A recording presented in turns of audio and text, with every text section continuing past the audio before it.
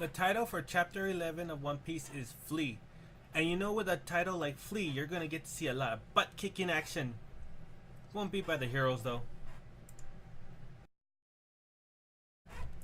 The chapter begins with Zoro commenting on how weak Buggy was before going to Luffy's cage to see if he can get him out. Can't. He says that he needs the key because he can't cut through steel, but really I think he just didn't want to put his back into it, which is fine. I'm lazy a lot of the time too.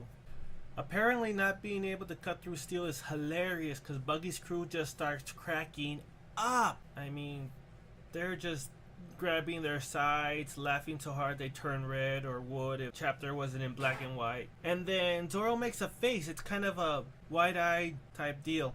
And at first I thought that maybe it was because he left the stove on wherever he was from. I know I make that face whenever I think I leave the stove on. By the way, somebody needs to make an anime series where the protagonist is on some kind of quest or little need to do type deal, and then he realizes, I think I left the stove on. But instead of rushing home to see what happened, he just goes off on a gigantic 10-year-long journey just because he doesn't want to come home and find out that he set his house on fire. But in the end, it turns out that it wasn't Zoro's memory of his former place of residence being burned down by his carelessness that caused him to make that face. It was a disembodied hand stabbing him in the gut, or the side of the gut. So he smacks the hand away with his sword, and then he his eyes go open wide again because he feels Buggy reassemble behind him. And Buggy tells him, you know, cutting's not gonna work on me because I ate the bara bara, or section to those who don't have any idea what bara bara means, fruit, and that gives him the ability to break apart and reassemble. Okay, I will accept him being undefeatable by continuously being cut up, but does that mean he's immune to pain? Because cutting hurts. Eventually you'll heal, and he'll heal, but won't he still feel the blades going through his skin? Because, I mean, enough pain will make anybody stop, or at least figure, you know what, I'm just gonna stop messing with this thing. Now, Buggy admits that he missed a vital spot, which is a shame, but it's so bad that of course Zoro will bleed out, which is a victory at the end. And we have an inner monologue with Zoro admitting he screwed up. He knew that Buggy had a devil fruit, but he got careless, and that's why he's in this situation. Great, fine, I'm glad you're able to admit that. But one, it does you no good now, and two, it lacks a lot of the oomph it would have if you said it out loud so other people would understand. You messed up. And of course, Luffy is not happy about this. Not because Zoro lost, which I'm sure would have bothered him in its own way, but because Buggy attacked Zoro from behind. And Luffy says as much, you shouldn't attack somebody from behind. And he calls Buggy a big nose, which has this huge reaction, like everybody's mouths just drop. And Buggy becomes enraged, and so what he does is he has his hand holding a blade, and he just sends it right to Luffy, towards his head. And you think, okay, Luffy's dead because rubber isn't really any good against sharp objects. But the blade doesn't do Buggy any good. What happens is that Luffy catches it with his teeth and then snaps the blade with his teeth, and then tells Buggy, I'm coming for you. I swear I will take you down. Now, this leads to the question of, if Luffy can break steel that easily with his mouth, why is he still having trouble getting through the bars? So Buggy, having the itch and really just not being able not to put in his 2 cents, laughs and says, well, how are you gonna do that? You're in a cage. Zoro is still alive, which surprises me because I would have been, killed over from the pain. And Luffy says, run. Zoro says, okay.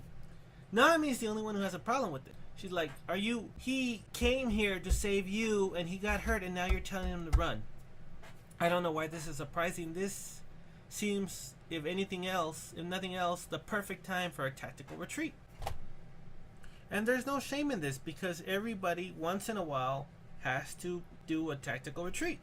Of course, Buggy's not going to let this just happen, so he sends his blade hands, or his hands with blades, at Zoro, and Zoro knocks him off, rushes over, grabs the cannon and flips it so that it's facing Buggy and his crew. They all scream because there's still a special inside, which is understandable. If somebody was pointing a gun at me, I'd scream too. But I'd like to think that unlike these guys, I would have made a move to have something happen, even if it's just getting the gun so it's changed, it's where the barrel's pointing, so if it shoots, shoulders are sucks to get shot in, but I would rather a shoulder than something, I couldn't live without. Although I'm not really sure of how good life would be without one of your shoulders. Zoro says he needs a light, and Nami, for once, comes to the rescue.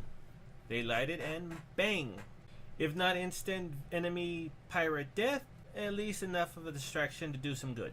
With their smoke screen in place, Zoro says it's time to go.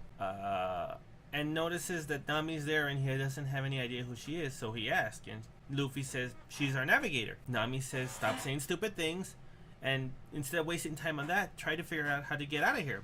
Luffy, to his credit, doesn't argue. He agrees. Zoro tells him, you know what, don't worry about it. He's fine in there.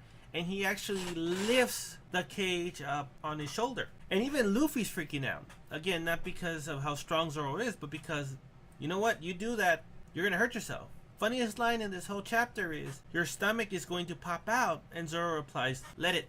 Buggy survives the explosion, and he says he's not going to let him get away. And this is when somebody says that the key to Luffy's cage is also missing. So then we see Luffy, Zoro, and Nami on a roof, looking down the street and watching as people go from building to building looking for them. Chapter ends with Buggy saying that calling Luffy's group a bunch of impudent fools, and he's not going to let them get away with stealing from him. I'll be honest, it's kind of hard to take a clown calling somebody an impudent fool seriously. Sure, the cape and the, devil fruit help a little, but it's still kind of funny. So I'm just going to come out and say it. The Bara Bara no Min is pretty awesome. If I were to have a fruit like that, I'm pretty sure I could take some people on. And I'm assuming that there's not really a huge limit to how small his pieces can get, because I saw one part where he fought Mihawk, he got shredded into like shrapnel and he came back okay. So what I would do with that kind of abilities, I'd break myself up as tiny as I could, and I'm talking dust-sized pieces, and fighting an enemy, I would just shoot the pieces at them and have them either inhale or swallow or go into any orifice I can.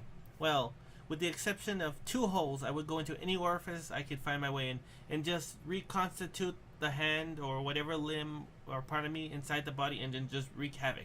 So what about you guys? If you had the Bara Bara no Min, what kind of attacks would you use to defeat an enemy? Because the whole hands flying with knives thing seemed like a waste of